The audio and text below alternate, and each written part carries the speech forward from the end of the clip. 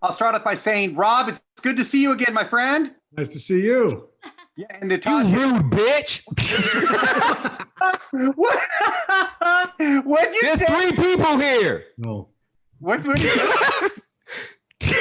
Go ahead, Dave. Ron? Like you were saying, I'm sorry.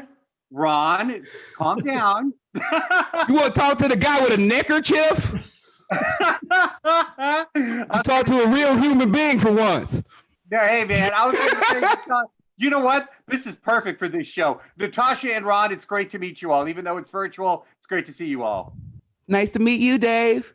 All right, just for that, Ron, we're going to start with you, my man. Okay. Is this the laugh that we need right now? Why not? We're trapped in a house. What better do you got going on? I don't think you have many options. So you might as well like this one. It's a great show. Look at this cast. This is amazing. Natasha and Rob, they're wonderful human beings I've looked up to for many years. And I'm not just saying that because they're much older than me. I'm just saying that because they are great at comedy. Dude, you're hilarious. Jake, I know that you also serve as executive producer for this series. So my first question is for you, and it is, what drew you to this? And is this based on true events? Not based on true events. This was brought to me probably 7 years ago by Ben Hoffman, Chris Miller, and Phil Lord. And the original idea was, it was a pilot presentation for MTV. And the idea was, let's make something so ridiculous that and so R-rated that they have to pass, but we have a really fun day recording it and animated it. So we went in the booth one day and just let loose, and they passed on it.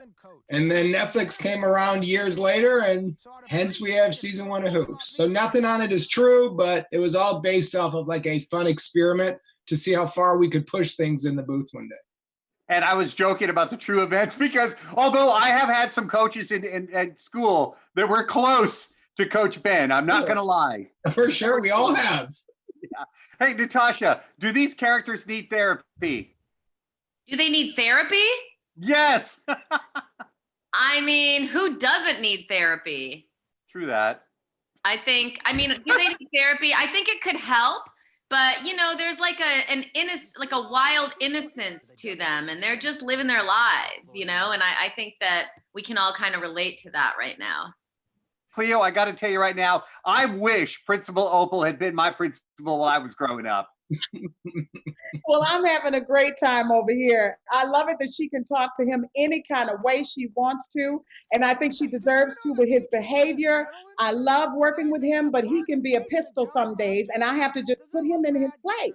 And I'm glad we're friends and have been friends so that I can let it rip.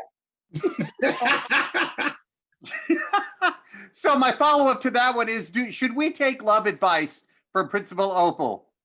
Of course. Love advice? Of course. Everybody needs it. What do you got? You got something I need Principal Opal could do? What do you got? I'm good. I am not going to spill it right here. But I love that spill it. Come on, Dave. I love that you went there.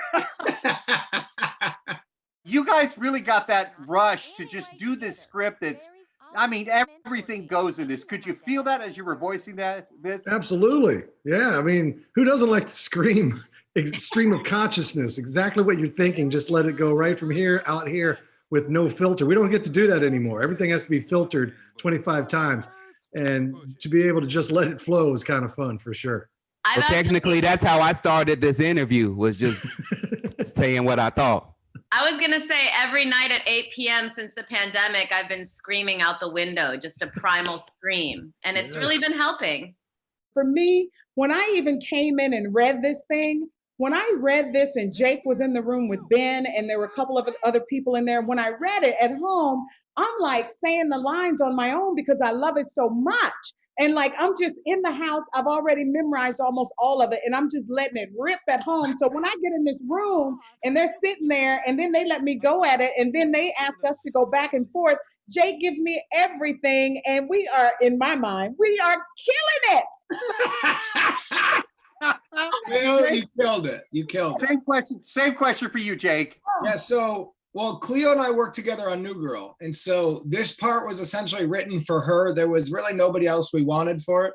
So we got really lucky in this cast. We were able to cast the people we wanted. And what we tried to do as much as we could is do scenes together. So yes, we could read the script and we had a great writing room and we had great scripts, but Cleo can let it rip. And I learned that at New Girl, and not everybody can. So some people are funny, but Cleo can go to another level. A lot of our cast, Natasha Leggero can, Rob Riggle can, like it goes deeper and deeper. And so we had a group that when we were in the booth, we were able just to go free. And I don't think a lot of us were thinking about the final product. We were all kind of thinking about, let's just make each other laugh and be ridiculous and make this hour fun. And I think that was kind of the joy of doing this one for me. Okay, Ron, I'm coming back to you, my friend. Okay, Dave. Are you a hoops fan? Yeah, with basketball, yeah. Big NBA fan, big basketball fan. Grew up in the Chicago Bulls, watching, my whole, the quarantine saved my life by watching The Last Dance. I'm like, as long as I got Michael Jordan in my life, I'm going to be all right. Big hoops fan, but I'm a college hoops. I like college hoops. I went to KU, and they have a big college program there, and so I like college hoops a lot. Natasha, same question for you. Hoops fan? I am also from Chicago, and I also grew up in Chicago. Never watched sports my entire life. I'm sorry. Hey, you had so much great sports to choose from, too. Oh. Hey, Rob, except for the White Sox, I'm in Houston, the Astros. We're still sore about that. Hey, Jake, what would Coach Ben say about a Colts, the team in the series, versus the Rockets game, Houston Rockets? Pass the fucking ball! Harden, get out of the way with that big fucking beard and pass the fucking ball. Oh, we're going to get killed by these Rockets. Killed. They got everybody. We got nobody. Hey, that was genius. Cleo, I got to say this too. I am so grateful. This is the closest we're getting to a New Girl reunion. I'm so glad that Jake brought that up because as a fan, it's great to see you all working together again. Thank you. Thank you so much. It's good to be here. I'm having a ball. I can tell. Incredible cast, incredible series. Congratulations to you all. Stay safe, and I can't wait to see you all in person. Thank you so much for that, Jake. Thanks, Dave. You got it, guys. Take care. Bye-bye.